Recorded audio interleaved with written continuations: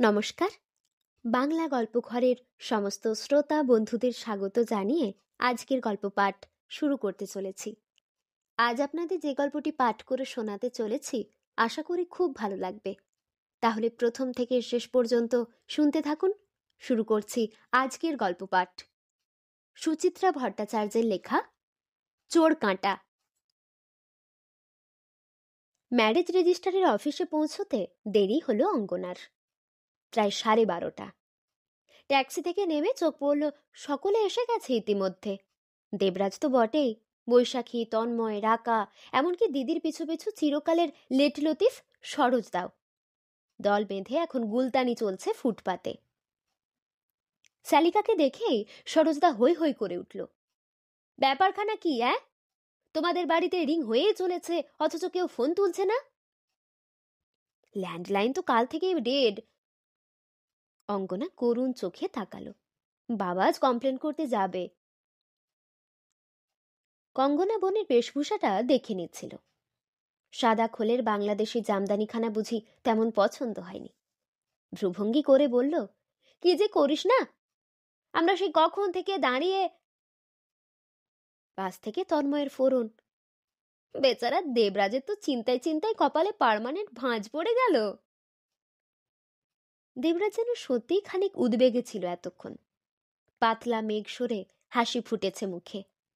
কাঁধ ঝাঁকিয়ে বলল, আরে দূর, ঘাবড়াবো কেন? আসলে ওর মোবাইলটাও বন্ধ, যোগাযোগই করা যাচ্ছে না। যা, বাজে কথা। অঙ্গনা তাড়াতাড়ি ব্যাগ খুলে বার করলো সেলফোনখানা। পরক্ষণে জিভ কাটল, ও মা, তাই তো, সকালে আজ অনই করিনি। খুবই নার্ভাস হয়ে আছিস মনে হচ্ছে। বৈশাখী চোখ টিপল।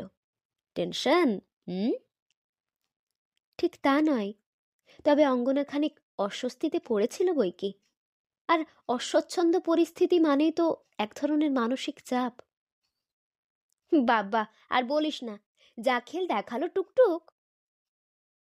জ্ঞান হওয়া স্তক টুকটুক জানে সকাল 9টার মধ্যে মা অফিসে যায়। ঘটনাটা টুকটুকের কাছে এতই স্বাভাবিক, কখনো সে বায়না জোড়ে না। কিন্ডার গার্ডেনে ভর্তি হবার পর থেকে তো ওর মাই ওই প্রস্থান খেয়ালই সে করে না আজকাল। সেই মেয়ে আজ যেন গন্ধ পেয়ে গেল, নাকি সকালে ঘোড়ায় জিন দিয়ে ছোট মাছ হেলে দুলে তৈরি হচ্ছে। অনেকটা সময় নিয়ে সাজগোজ করলো, এতেই বুঝি টুকটুকের ষষ্ঠ ইন্দ্রিয় সংকেত পেল বিপ বিপ। ব্যাস, অমনি আবদা শুরু, কোথায় যাচ্ছ? আমিও যাব। একবার না বলতেই মেয়ের ঠোঁট ফুলে এতখানি।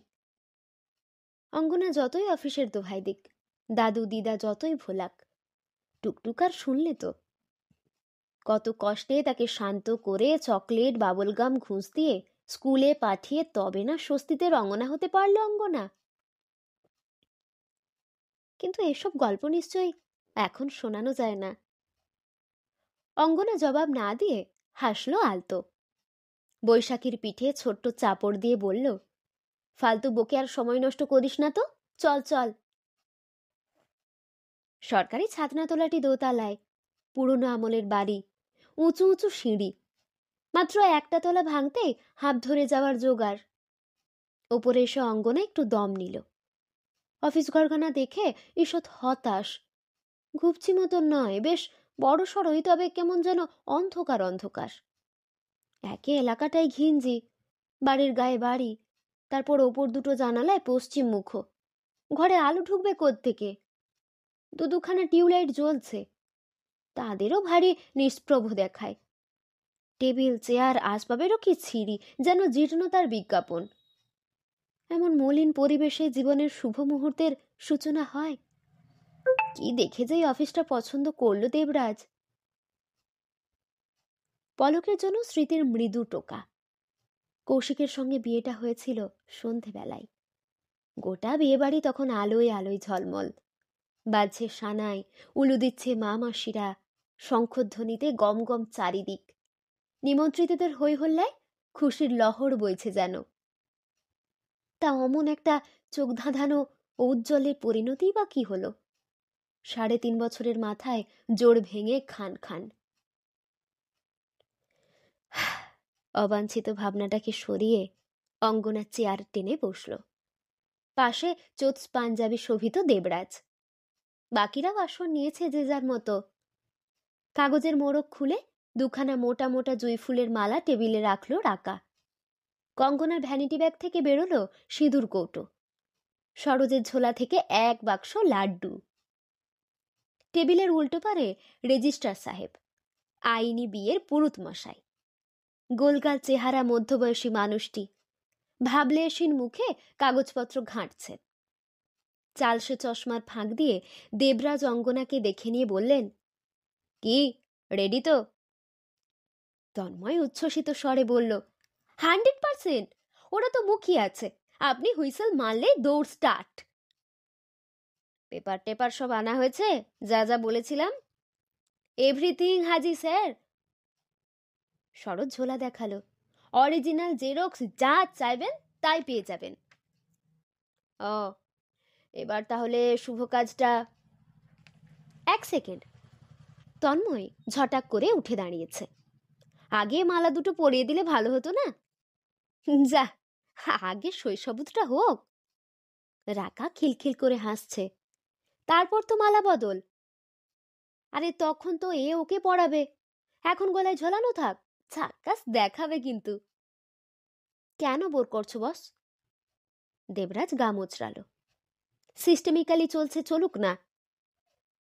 সরোজ মাথা দুলিয়ে বলল, হুম, আজ তো তোমাদের মত চলবে না ভাই। দেখতে হবে মেজরিটি কি চাই। এই, তুমি আর খঞ্জনি বাজিও না তো। কঙ্গনা লঘু ধমক দিল, কাজটা সুষ্ঠুভাবে হতে দাও। কাজ তো সামান্যই। প্রথমে একজোড়া দস্তখত, তারপর সাক্ষীদের সই, শেষে রীতিমাফিক শপথ বাক্য পাঠ।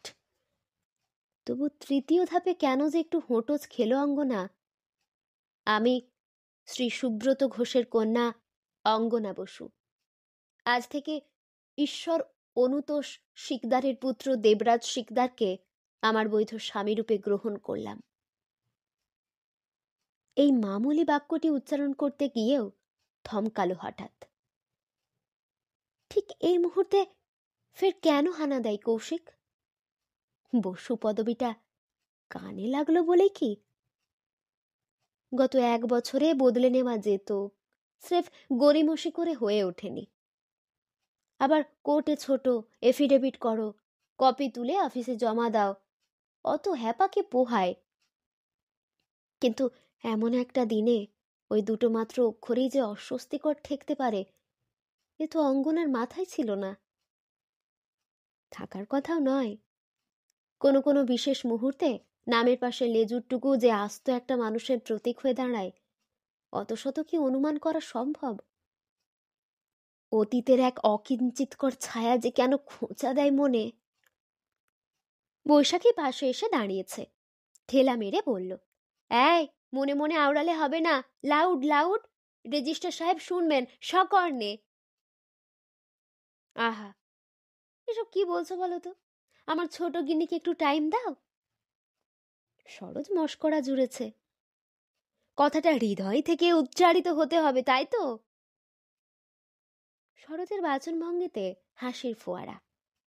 অঙ্গনা ফিক করে হেসে ফেলল।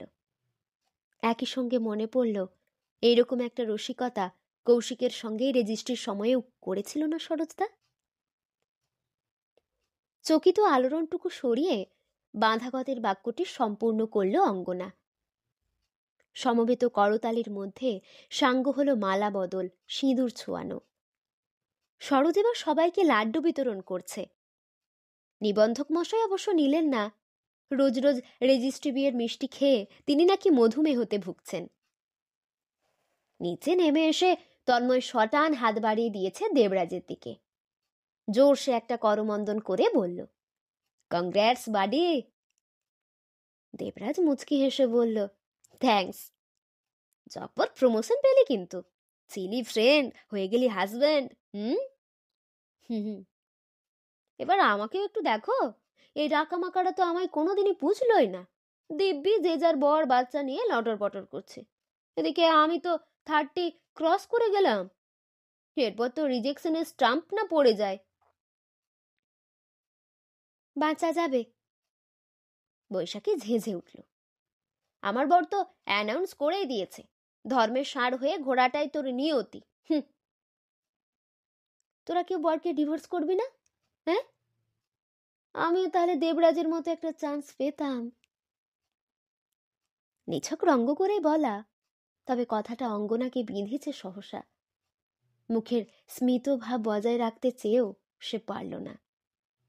তন্ময় যে চিরকালেরই তালজ্ঞান কম, কোথায় কি বলতে হয় সে বোধটুকু নেই, তা অঙ্গনা জানে। কিন্তু তন্ময়ের ওই প্রশ্নই কি বলে দেয় না দেবরাজ আর অঙ্গনাকে নিয়ে বন্ধু বান্ধব মহলে কানাকানি চলে নিয়মিত। অঙ্গনা চোরা চোখে দেবরাজকে দেখল এক ঝলক। দেবরাজ যেন শুনেও শোনেনি। তার উদাস দৃষ্টি আকাশ পানে। নেহাতি উপেক্ষা ভরে কথাটাকে উড়িয়ে দিল কি? কৌশিক হলে কিন্তু কিছু একটা প্রতিক্রিয়া ঘটতই। নিদেন পক্ষে লাল হয়ে যেত মুখখানা। যা স্পর্শকাতর স্বভাব! তুত, যত সব ফালতু ভাবনা। না, আজ নো কৌশিক, নেভার, এক মুহূর্তের জন্যও নয়। নিজেকে স্থিত করার জন্য জোর করে মুখে একটা আহ্লাদী ভাব ফুটিয়ে অঙ্গনা পলক উছলল। ও সরোজদা, ট্যাক্সি ডাকুন, লাঞ্চ করতে হবে না? নিজের স্বর নিজের কানেই কেন যে বেখাপ্পা ঠেকল অঙ্গনার। ছোট চীনা রেস্তোরাঁ, এতক্ষণ ফাঁকা ফাঁকা ছিল। একসঙ্গে 7 মূর্তির আগমনে নিমেষে সরগরম। দুখানা টেবিল জুড়ে গেল পাশাপাশি। ওয়েটাররা সৎসব ব্যস্ত। মুখের কথা খসার আগেই গ্লাসে গ্লাসে জল হাজির। বসেই গল্পে মেতে উঠেছে গোটা দল। বৈশাখী বকছে বেশি। যমজ বাচ্চা সামাল দিতে তার কেমন হিমশিম দশা। 2 বিচ্ছু কিভাবে পাল্লা দিয়ে তাকে নাকাল করে শোনাতে গিয়ে নিজেই হেসে কুটোপাটি। রাকার একটু অফিস অফিস বায়ে আছে, ফাঁক পেয়ে ঝাঁপি খুলছিল। তাকে আওয়াজ মেরে থামালো তন্ময়। এরই মাঝে সরোজের টুকটাক টিপ্পনি। অমনি টেবিল জুড়ে পায়রা ওড়ানো হাসি। দেবরাজও হাসছে খোলা গলায়। লঘু পরিবেশটা বেশ লাগছে অঙ্গনার। বিয়ের দিন বলে কথা, খানিক হইচই না হলে মানায়। তবে খাবার দাবারের ব্যবস্থাও তো করতে হয় এবার। কৌশিক হলে এসেই আগে অর্ডারটা দিয়ে দিত। অঙ্গনা বলেই ফেলল, কি রে দেবরাজ, তোর কি হুঁশটুস নেই? মেনু কার্ডটা খোল, দেখ কে কি খাবে। দেবরাজের তুরন্ত জবাব, আমি কেন, তুই রয়েছিস, দিদি সরোজদা রয়েছে। আজ তুমি বলির পাঠা। সরোজ মাথা দোলাচ্ছে। কতটা বদ হবে নিজেই ঠিক করো। ধুর, আজ বেটার ক পয়সায় বা খসবে। রাকা ফুট কাটল। মাত্র এই কজনকে খাইয়েও পার পাবে নাকি? জানি রে বাবা জানি, বড় সড়ো না ধসিয়ে তোরা কি ছাড়বি? তা সেটা হচ্ছে কবে? প্রশ্নটা অঙ্গনাকে চালান করে দিল দেবরাজ। কি রে, কবে পার্টি দিচ্ছিস? আগে ফ্ল্যাটের কাজকর্মগুলো শেষ করে ঠিকঠাক গুছিয়ে নি। এই, তোরা এখনো তুই তুকারি করছিস কেন রে? কঙ্গনার গলায় দিদি সুলভ ধমক। বিয়ে তো হয়ে গেছে, এবার তুমিতে ওঠো। অভ্যেস কি একদিনে পাল্টায় দিদি? দেবরাজ মুচকি মুচকি হাসছে। আমি যে একজন বিবাহিত মানুষে পরিণত হয়েছি এটাই তো এখনো মাথায় ঢোকেনি। তা কবে ঢুকবে? থোড়া ওয়াক্ত লাগেগা। অঙ্গনার হাসি পেয়ে গেল। সত্যিই তো, দেবরাজকে এখনো একটু বড় বড় বলে মনে হচ্ছে না। কৌশিককে কিন্তু বিয়ের দিনে যথেষ্ট স্বামী স্বামী লাগছিল। যা গম্ভীর মুখে বরা শুনে বসেছিল। উফ, আবার সেই কৌশিক! সামান্য মাথা ঝাঁকিয়ে অঙ্গনা নিজেই খাদ্য তালিকাটা টানল। আলগা চোখ বুলিয়ে ডাকলো স্টুয়ার্টকে। প্রথমে মুখ চালানোর মতো কিছু তো আসুক, তারপর ধীরে সুস্থে নয় মেন কোর্স। চোখ নাচিয়ে বন্ধুদের জিজ্ঞেস করলো, তোরা আর কিছু নিবি? স্যুপটুপ? ওরে বাবা, স্যুপ খেলে আমার পেট ভরে যায়। বাদ বাদ, ভেজাল বিলকুল বাদ। শেষে বরং ডেজার্টটা চলতে পারে। নির্দেশ টুকে নিয়ে চলে গেল টাই বাঁধা লোকটি। ভিনিগারে ভেজানো মিষ্টি মিষ্টি পেঁয়াজের টুকরো কচকচ করে চিবোচ্ছে তন্ময়। মেজাজি ভঙ্গিতে দেবরাজকে বলল, তারপর তোরা হানিমুনে কবে যাচ্ছিস? না গেলে নয়, কলকাতাতে তো খাসা আছে, একদিন নয় লঞ্চে বেলুড় ঘুরে আসবো। ফাজলামি রাখ, মধুচন্দ্রিমা ছাড়া বিয়ে কমপ্লিট হয় না। বলছিস? তাহলে তো ছুটি ছাটা নিতে হয়, প্ল্যান ট্যান কিছু করতে হয়। প্ল্যান প্রোগ্রামের কি আছে? টিকিট কাটবি, নর্থ বেঙ্গল চলে যাবি, তারপর সোজা হিমালয়, গ্যাংটক, পোলিং, ব্যাস। আমি পাহাড়ে যাব না, বলে ফেলেই অঙ্গনা থতমত। আশ্চর্য, না কেন বলল? পাহাড় তো সে ভালোই বাসে। ধ্যান গম্ভীর বরফ চূড়া, সবুজের বাহার, পাগলা ঝোড়া, সঙ্গে একটা শীতল আমেজ, তাকে তো যথেষ্টই টানে। কৌশিকের সঙ্গে মধুযামিনী যাপন করতে সিকিম গিয়েছিল, সেই স্মৃতি কি নিষেধ বার্তা পাঠালো হঠাৎ? দেবরাজের চোখে চোখ রেখে অঙ্গনা বলল, আমরা বরং ভাইজ্যাক যেতে পারি, ওদিকটা কখনো ঘোরাই হয়নি। Not a bad idea, Araku ভ্যালিও দেখে আসা যাবে। অঙ্গনা স্বস্তি বোধ করল। যাক, তার খচখচানিটা বোধহয় টের পায়নি দেবরাজ। তবে ওয়ালটেয়ার হোক আর যেখানেই হোক, যাওয়ার অনেক ঝঞ্ঝাট। টুকটুকের কি হবে? দাদু দিদার কাছে রেখে যাবে? তাকে ফেলে বেড়াতে গেলে মেয়ের অভিমান হবে না? আবার সঙ্গে নিয়ে গেলেও সমস্যা। ভ্রমণটা আদেও মধুচন্দ্রিমা থাকবে কি, অন্তত দেবরাজের কাছে? এসব সাত পাঁচ ভেবেই প্রসঙ্গটা পারেনি অঙ্গনা। দেবরাজও এড়িয়ে গেছে সযত্নে। প্রথম দফার খাবার টেবিলে হাজির। মুচমুচে পালং শাক ভাজা, চিংড়ির বড়া, 2-3 রকমের ডিমসাম, প্লেটে প্লেটে পরিবেশনও হয়ে গেল। উঠেও যাচ্ছে টুকটাক। কঙ্কনা টয়লেটে গিয়েছিল, ফিরে বোনের পাশে বসে গলা নামিয়ে বলল, বাবাকে এবার একটা মোবাইল কিনে দিতেই হবে, বুঝলি? চট করে ব্যাপারটা বোধগম্য হলো না অঙ্গনার। অস্ফুটে বলল, কেন? এই তো বাড়িতে ফোন করলাম, ভাবলাম সব ঠিকঠাক চুকে গেছে, খবরটা দিই, তা এখনো লাইন বেহাল, বেজেই গেল। আজ ঠিক হওয়ার চান্স নেই, কিন্তু একটা ইন্টিমেশন তো দেওয়া দরকার। তুই তো আবার রাতে ফিরছিস না। সেই রকমই তো কথা হয়েছে, মা বাবা জানে। তবু মা যা টেনশন পার্টি, চিন্তা তো করবেই। কঙ্কনা এক পলক ভেবে নিয়ে বলল, নো প্রবলেম, ফেরার পথে আমরাই নয় বুড়ি ছুঁয়ে যাব। টুকটুকের সামনে কিন্তু কিছু বলিস না দিদি। না রে বাবা না, ওটুকু আক্কেল আমার আছে। কিন্তু? কি কিন্তু? তোরা যে এরপর আলাদা থাকবি, তুই, টুকটুক, দেবরাজ, হিন্ট দিয়েছিস মেয়েকে? না রে, এবার দেখি একটু রইয়ে সইয়ে। এখনই তো শিফট করছি না। বাবা মার কিন্তু টুকটুককে ছেড়ে দিতে খুব কষ্ট হবে রে। খুট করে কথাটা কানে বাজলো অঙ্কনার। ছেড়ে দিতে মানে? টুকটুক কি বাবা মার? তবে অঙ্গনা তো এও অস্বীকার করতে পারে না, ওই নাতনি এখন দাদু দিদার প্রাণ ভোমরা, এবং সেটাই স্বাভাবিক। অঙ্গনা যখন কৌশিকের বাড়ি থেকে পাকাপাকি চলে এলো, টুকটুক কতটুকু, 2ও হয়নি, তখন থেকেই তো নাতনির সঙ্গে লেপ্টে আছে দাদু দিদা। অঙ্গনা তো দেখেছে, আপোষে ছাড়াছাড়ি চুক্তিপত্র তৈরির আগে দুজনেই কি পরিমাণ উদ্বেগে ছিল। যদি কৌশিক মেয়েকে না ছাড়তে চায়, যদি মামলা জোড়ে। সংশয় অবশ্য অঙ্গনারও ছিল, কৌশিক যা ইগোয়েস্টিক। সুখের কথা শেষ পর্যন্ত কোনো ঝামেলা পাকায়নি, বদলি হয়ে তখন চলে গেছে নয়ডায়। হিসেবে তো কৌশিক যথেষ্ট দর বুঝেছে বোধহয়, একা একা মেয়ে ঝক্কি সামলানো মুখের কথা নয়। আর তারপর তো টুকটুকের পুরোপুরি কবজায় পেয়ে দাদু দিদার জীবনটায় নাতনিময় হয়ে গেল। এই যে এখন বাবা মা অঙ্গনার দ্বিতীয় বিয়ে নিয়ে তেমন প্রীত নয়, তার একটা কারণ তো নাতনি। কি আর করা, যা অবশ্যম্ভাবী তাকে তো মানতেই হবে। অঙ্গনা নিশ্চয়ই টুকটুককে ফেলে দেবরাজের ঘর করতে যাবে না, তার প্রশ্নই ওঠে না। তবে একটা সমাধান ছকাই আছে।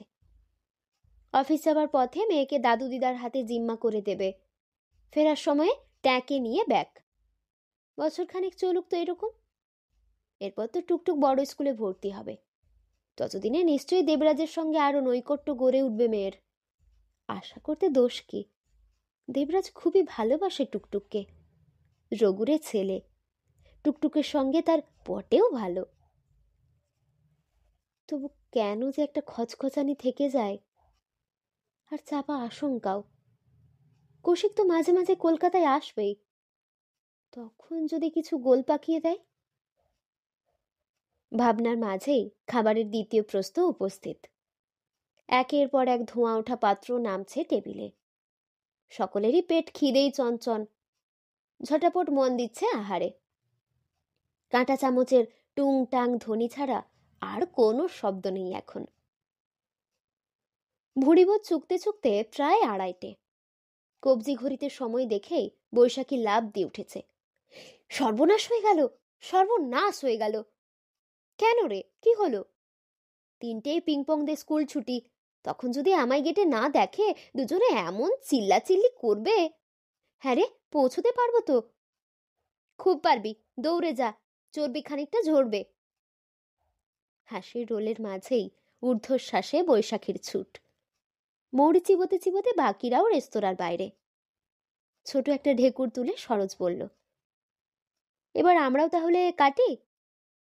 কঙ্কনা বলল, হ্যাঁ, ট্যাক্সি ধরো, ভবানীপুরে একবার মা বাবার সঙ্গে দেখা করে। ওদিকে যাবেন?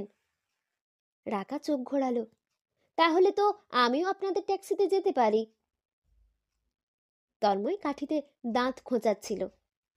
তেরচা চোখে দেবরাজকে জিজ্ঞেস করল, তোরা কি এখন স্ট্রেট তোদের নতুন ফ্ল্যাটে?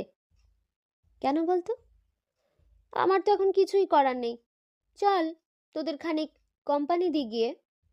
খবরদার না। রাকা প্রায় ঝাঁপিয়ে পড়েছে, তুই আমাদের সঙ্গে যাবি। কোথায়? গড়িয়াহাট মোড়ে ছেড়ে দেব, চারদিকে 4টে রাস্তা, যেদিকে খুশি হাঁটবি। বলেই অঙ্গনাকে একটা মিষ্টি হাসি উপহার দিল রাকা। চোখ টিপে বলল, হ্যাভ আ নাইস টাইম। তন্ময়কে প্রায় বগল দাবা করে রওনা দিল সবাই। সদ্য বিবাহিত স্বামী স্ত্রী ফুটপাতে দাঁড়িয়ে। অঙ্গনা ঈষৎ আনমনা। আশ্চর্য, সবে মাত্র বিয়ে হলো, অথচ তেমন কোনো অনুভূতি জাগছে না কেন? নতুন ধরনের কিছু? দেবরাজের কিছুই তার অজানা অচেনা নয়। এটাই কি বিয়ের রোমাঞ্চকে ফিকে করে দিল? আলাদা কোনো পুলকও তো নেই, কিংবা রহস্য। দ্বিতীয় বিয়ে এইরকমই হয় কি? দেবরাজ মৃদু ঠেলা দিল, কি রে, কি ধ্যান করছিস? অঙ্গনা নড়ে উঠল, কিছু না তো। দেবরাজের ঠোঁটে মিটিমিটি হাসি। তোকে কিন্তু বেশ বউ বউ লাগছে, পরনে ঢাকায় শাড়ি, কপালে সিঁদুর। আহা, সিঁদুর পরে আমায় আগে যেন দেখিসনি। কথাটা বলতে গিয়েও অঙ্গনা থমকেছে। ছি, ওই সংলাপ কি এখন শোভা পায়? অন্ধকার নেমেছে অনেকক্ষণ। তেতালার পুচকি ব্যালকনি থেকে সামনের লেকটা দেখছিল অঙ্গনা। নামেই লেক, আদতে বড়সড় এক পুকুর, তবে পাড়টার বাঁধিয়ে চেহারাখানা বেশ জমকালো। আলো পড়ে জল চিকমিক করছে, চমৎকার একটা হাওয়া বইছে, ফাল্গুনের নরম বাতাস, শরীর জুড়িয়ে যায় যেন। না, ফ্ল্যাটটা দেবরাজ মন্দ বাছেনি, যদিও চূড়ান্ত পছন্দটা অঙ্গনারই। ঘরদোর কেনার সময়ে অনেক দেখে বুঝে নিতে হয়, ছেলেদের মাথায় অত শত আসে না। ওই লেকটির কল্যাণে পূর্ব দক্ষিণে খোলায় থাকবে বরাবর, শুধু জায়গাটা শহরের একটু প্রান্তে, এই যা, তাতে কোনো অসুবিধা নেই। বাস, মিনি বাস, বাজার হাট সবই প্রায় দরজায়। ভবানীপুরেও যাওয়া যাবে সরাসরি। তবে হ্যাঁ, ফ্ল্যাটটা আরেকটু বড় হলে ভালো হতো, হাত পা ছড়িয়ে থাকা যেত দিব্যি। এখানে ঘরগুলো ভবানীপুরের বাড়ির চেয়ে অনেক ছোট, আর কৌশিকদের তুলনায় তো। ফের কৌশিক কেন? অঙ্গনা কোষে ধমকালো নিজেকে। বাড়িখানায় বড় ছিল কৌশিকের, মনটা তো ছোট, এইটুকুন।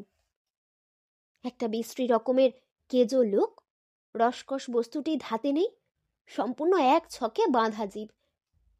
আজ যে সারাটা বিকেল তারা দুজনে টো টো করে বেড়ালো, এলোমেলো হাঁটলো এ রাস্তা ও রাস্তায়। আপন খেয়ালে কত কি বকবক করছিল দেবরাজ। স্বপ্নেও এরকমটা ঘটলে বোধহয় তুলকালাম করতো কৌশিক। চাবি আলমারিতে ঝুলছে কেন? ইস্ত্রি করা জামা কাপড় কেন গুনে রিসিভ করনি? আমাকে জিজ্ঞেস না করে কেন নিউজ পেপারের লোকটাকে পে করলে? উফ, হিসেব আর হিসেব। কৌশিককে জীবন থেকে ঝেড়ে ফেলতে পেরে অঙ্গনা তো বেঁচে গেছে, এবার একেবারে ছেঁটে ফেলতে হবে মন থেকে, ফেলতেই হবে। দরজায় শব্দ। অঙ্গনা ব্যালকনি থেকে ফিরল। হ্যাঁ, দেবরাজ চাবি খুলে ঢুকছে। এক হাতে প্লাস্টিকের বড়সড় ঝোলা, আর অন্য হাতে রজনীগন্ধার গোছা। অঙ্গনা পুলকিত মুখে বলল, হঠাৎ ফুল আনতে গেলি কেন? পুষ্প বিনা কি ফুলসজ্জা হয় সখী? খ্যাপা না খ্যাপা। অঙ্গনা হেসে ফেলল। সাজাবি কোথায়? বিছানায় ছড়িয়ে দেব। ভারিসও বটে। কোমল ভ্রুকুটি হেলে ফুলটা নিল অঙ্গনা। রজনীগন্ধার ঘ্রাণ নিতে নিতে এসেছে পুবের ঘরে। এটাই ফ্ল্যাটের একমাত্র বাসযোগ্য কক্ষ এখন। সদ্য কেনা খাট, আলমারি, মিনি ওয়ার্ড্রপ ছাড়াও রয়েছে একখানা টেবিল, সঙ্গে খান দুয়েক চেয়ার। দেবরাজ মাঝে মাঝে এসে থেকেছে এখানে, তারই মোটামুটি একটা বন্দোবস্ত। হাতের ঝোলা টেবিলে রেখে বিছানায় বসেছে দেবরাজ। আড়মোড়া ভেঙে বলল, আজকের মতো আমার জব ফিনিশড। রুটি, তরকা, জলের বোতল, কাগজের প্লেট, গ্লাস সব এনে দিয়েছি, আর আমি কিচ্ছুটি করব না। হুম, কি? আমার যে কাজের মানুষ রে। ফুলের গোছা বিছানায় নামিয়ে দেবরাজের চুল আলগা করে ঘেঁটে দিল অঙ্গনা। ধপাস করে পাশে বসে বলল, তুই একটা আস্ত ঢ্যাঁড়স। কেউ? এই কটা দিন কি করলি শুনি? গত সপ্তাহে ফ্ল্যাটের যে কি হাল দেখে গিয়েছিলাম, এখনো তো সেই অবস্থা। রংটা অন্তত কমপ্লিট হওয়া উচিত ছিল। মিস্ত্রিগুলো যে মাঝে দুদিন ডুব দিল, ওদের কি একটা পরব গেল? এই করে করেই তো ডেট পিছ হচ্ছে। কতবার বলেছি ওই কন্ট্রাক্টর লোকটার ভরসায় থাকিস না, নিজে ওয়াচ রাখ। হ্যাঁ, রাখছি তো। এই তো এবার টানা কয়েকদিন ছুটি নেব। তোর সবই বড্ড গয়ঙ্গচ্ছ। আমি কিন্তু বাথরুম কিচেনের ফিনিশের সময় রেগুলার এসে সার্ভিস দিয়ে গেছি। উঠে পড়ে না লাগলে ওগুলো যেমনকার তেমনই পড়ে থাকতো। কি করা যাবে বল? আমি তো তোর মতো উদ্যোগী নই। কৌশিক বসুর ট্রেনিংয়ে তো আমি থাকিনি। এই, একটা ফালতু লোককে টানছিস কেন রে? দেবরাজের পরিহাসে অঙ্গনার আঁখিতে ছদ্মকোপ। আমরা কি প্রবেশ করেছি ভুলে গেলি? নো অতীত ঘাঁটাঘাঁটি। সরি, মুখ ফসকে বেরিয়ে গেছে। অঙ্গনার কাঁধে হাত রাখল দেবরাজ। নতুন বউয়ের গাল টিপে দিয়ে বলল, জানিসই তো আমি ঢিলে ঢালা আদমি। তারা লাগাস কেন বলতো? বাড়ির কাজ 10 দিনে শেষ না হলে 20 দিনে হবে। কটা দিন দেরিতেই নয় লাইফ স্টার্ট হবে। বুঝেছি, আমরা একসঙ্গে রইলাম কি না রইলাম তাতে তোর কিছু আসে যায় না। যা বাবা, কি কথার কি অর্থ? আর একটু ঝুঁকে অঙ্গনার ঠোঁটে ঠোঁট ছোঁয়ালো দেবরাজ। গাঢ় স্বরে বলল, তুই বুঝিস না আমি তোকে কতটা চাই। অঙ্গনার শরীর জুড়ে এক অদ্ভুত শিহরণ, চেনাও বটে অচেনাও বটে। যখনই শব্দ কটা উচ্চারণ করে দেবরাজ, প্রতিবারই যেন নতুন লাগে, আরো গভীর, আরো উত্তেজক। আর একজনও বলতো প্রথম প্রথম, কিন্তু তাতে কণা মাত্র মাদকতা ছিল না। সাদামাটা গদ্য কখন যে কবিতা হয়ে যায়। দুহাতে দেবরাজের গলা বের দিয়ে ধরল অঙ্গনা, টানল মাথাটা, ঠোঁট চেপে ধরেছে ঠোঁটে। দীর্ঘ চুম্বন যেন শেষ হতেই চায় না, যেন এখনই সে শুষে নেবে দেবরাজকে। কতক্ষণ কাটল কে জানে, হয়তো কয়েক মিনিট, হয়তোবা অনন্তকাল। একসময় নিজেকে বিযুক্ত করে অঙ্গনা উঠে দাঁড়ালো। শাড়িটা চটকে মটকে গেছে, কাল এটা পরেই অফিসে যেতে হবে, আর দলা মোচড়া করা উচিত নয়। টুকটুককে লুকিয়ে একটা নাইটি পুড়েছিল ব্যাগে। টয়লেটে গিয়ে নিজেকে বদলে এলো রাত পোশাকে। শাড়িখানা ভাঁজ করেছে সযত্নে। হঠাৎই দেবরাজকে বলল, একটা ব্যাপার কিন্তু মাথায় রাখিস, আমি নয় কদিন পরেই এলাম, তবে পার্টির হাঙ্গামাটা আগে চুকিয়ে দেওয়াই ভালো। দেবরাজ বিছানায় আধশোয়া, পা দোলাতে দোলাতে বলল, ম্যাডামের হুকুম শিরোধার্য, কবে আয়োজনটা করি বলুন? নেক্সট উইকেন্ডে হতে পারে। ওটা কি নয় আমাদের ফর্মাল গৃহপ্রবেশ বলেও চালিয়ে দেব? বেড়ে আইডিয়া তো, এক ঢিলে দুই পাখি। কমন সেন্সটাকে একটু খাটাতে হয়, বুঝলি? তা মোটামুটি কতজন নিমন্ত্রিত হতে পারে? কত আর? দেবরাজ কপাল কুঁচকে উঠে বসল। এই ধর, আমাদের কমন ফ্রেন্ড সার্কেল, তোর অফিস, আমার অফিস, আর কিছু রিলেটিভ, তোদের ফ্যামিলির জনা 15, আর আমার বাড়ির যে এলো এলো। যে মানে? সবাই আসবে না? দাদা বৌদি হয়তো অ্যাটেন্ড করবে। দেবরাজ একটুক্ষণ চুপ করে থেকে বলল, আমি কাউকে সাদাসাদি করতে যাব না। দেবরাজের গোটা পরিবারটাই এই বিয়েতে গড়রাজি, অঙ্গনা জানে। বিশেষত দেবরাজের মা, একে ডিভোর্সি, তাই বাচ্চা রয়েছে। এমন মেয়েকে কটা বাড়িই বা সহজে বউ হিসাবে মানতে পারে? তবু ভাবলে কোথায় যেন একটা চিনচিন করে, মনটা বিষাদ হয়ে যায়। কিঞ্চিত ভার গলায় অঙ্গনা বলল, আমি কি একবার তোর মার কাছে যাব? এখন নয়, পরে। বলেই হঠাৎ যেন ব্যস্ত হয়ে পড়ল দেবরাজ। ঝুপ করে খাট থেকে নেমে চেয়ারে গিয়ে বসেছে। ঝোলা থেকে তরকারি বার করে বলল, আয় আয়, ঠান্ডা হয়ে যাচ্ছে, আগে খেয়ে নি। দেবরাজ যে প্রসঙ্গ ঘোরালো দিব্যি টের পেল অঙ্গনা। কথা না বাড়িয়ে এসেছে টেবিলে, কাগজের থালায় ভাগ করলো খাবার। দুপুরের খাওয়া এখনো হজম হয়নি, অত হাঁটাহাঁটির পরও না। নিজের প্লেটে একখানা মাত্র রুটি নিয়ে অঙ্গনা আলগাভাবে জিজ্ঞেস করলো, হ্যাঁ রে, টুকটুকির ফার্নিচারগুলো কবে দিচ্ছে? কাঁচা পেঁয়াজে কামড় বসিয়ে দেবরাজ বলল, রোববারেই তো ডেলিভারি ডেট, দেরি হলে বড়জোর মানডে। বানাচ্ছে ঠিকঠাক, যেমনটা বলেছি? হ্যাঁ রে বাবা, হ্যাঁ, এভরি অল্টারনেটেড ডে, একবার করে সরেজমিনে যায়। দেবরাজ গলা ঝাড়ল। আমি একটা কথা ভাবছিলাম জানিস, রিগার্ডিং টুকটুক। কি? এই যে রোজ ওকে ভবানীপুরে রেখে যাবি, আবার টানতে টানতে আনবি, মেয়েটার কিন্তু খুব স্ট্রেন পড়বে।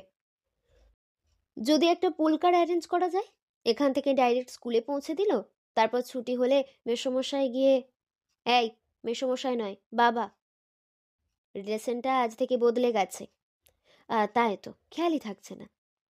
দেবরাজ হেসে ফেলল। হ্যাঁ, যা বলছিলাম, বাবা নয় স্কুল থেকে কালেক্ট করলেন, আর তুই নয় ফেরার পথে মেয়েটাকে তুলে আনলি। পুলকার অদ্দূরে যাবে নাকি? শুনলাম তো রাসবিহারী অবধি যাই। ওদেরই কারোর সঙ্গে কথাবার্তা বলে টোলে যা এক্সট্রা লাগবে দিয়ে দেব।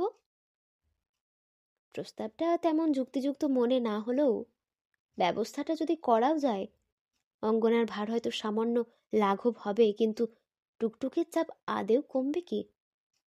তবু দেবরাজ যে টুকটুককে নিয়ে ভাবিত, এটা শুনতে ভালো লাগলো। খাওয়া সেরে অঙ্গনা ফের একবার ব্যালকনিতে গেল। হঠাৎ টুকটুকের জন্য মন কেমন করছে। মেয়েটা কখনো রাতে মাকে ছাড়া থাকেনি, আজ কি করছে কে জানে। কদিন পরে তো আবার উল্টো সমস্যা, দাদু দিদাকে ছেড়ে এখানে এসে মানিয়ে নিতে পারবে তো?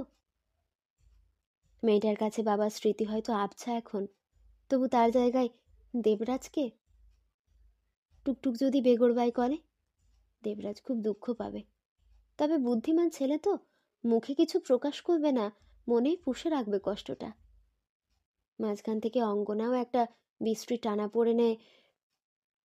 কি রে, কি ভাবছিস? কাঁধে হঠাৎ দেবরাজের হাত। কিছুই না। অঙ্গনা নিজেকে সমে ফেরালো, নরম হেসে বলল, এখানে হাওয়াটা ভারী সুন্দর, একদিন তো উড়িয়ে নিয়ে যায়। আমি তো অনেক রাত অবধি এখানে বসে থাকি। বলেই দেবরাজ অঙ্গনার কানের পাশে মুখ এনেছে। তপ্ত নিঃশ্বাস ছুঁয়ে বলল, আজ অবশ্য বসে থাকার দিন নয়। অঙ্গনা অস্ফুটে বলল, আয় তবে শুয়ে পড়ি। দেবরাজ প্রায় জড়িয়ে ধরে নিয়ে এলো অঙ্গনাকে।